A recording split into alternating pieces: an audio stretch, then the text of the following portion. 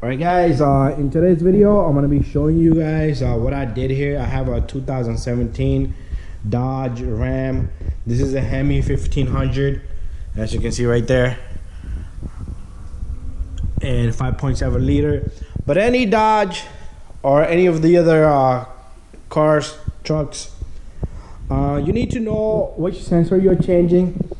If you have a light on in the dash saying front parking assist off, and the reason is sensor is bad, if it tells you sensor number 1, 2, 3, 4, 5, 6, it's one of these sensors in the front, right? You have a sensor here, the circle piece right there, sensor, sensor, sensor right there, sensor right there. As you can see, that's different color because I changed it. Sensor there and sensor there, right? So all you need to do is first scan the car, see which sensor is giving you a code for. It's very simple, right? And I'm not getting a lot of detail into this. I'm not going to be removing anything, but I am going to be showing you which sensor I did. So if you need to know which sensor you had to change, let's say for example you scan the car and it tells you to I'm sorry, if it tells you sensor number 3 is bad. In my case, sensor number 3 was bad, right? It's giving me a short to a battery, and it said sensor number 3 short to battery. So that doesn't mean there's something short to ground, to the battery. It can be a broken wire cable, but you could do a whole bunch of tests.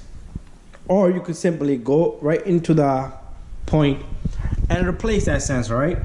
So in my case, I changed sensor number 3. So we're looking at sensor number 1, sensor number 2, and that one right there, my friends, is sensor number 3 right there, right? So this is the driver's side. So it starts off on the driver's side. 1, 2, 3, 4, 5, 6. All right, so that's the sensor number 3 right there, all right, guys? What you can do is, after you replace the sensor, you do need to reset the light because it will not pick up. It will still tell you that front off, all right? Front parking assist off. Even you need to reset it. Then don't put everything back together. If you have this car, all you need to do is remove number 10 from right here, guys. Number 10 goes right there, all right? And this comes out pretty easy. And it's a very simple and fair job. And if you need to do electrical work, just go deep into it, dive into it. All right, guys. So I'm done with this car. I'm gonna make a video once I'm inside the truck. I'm gonna show you that this is working now, all right? All right, guys. I'm inside the truck here. All right. All right.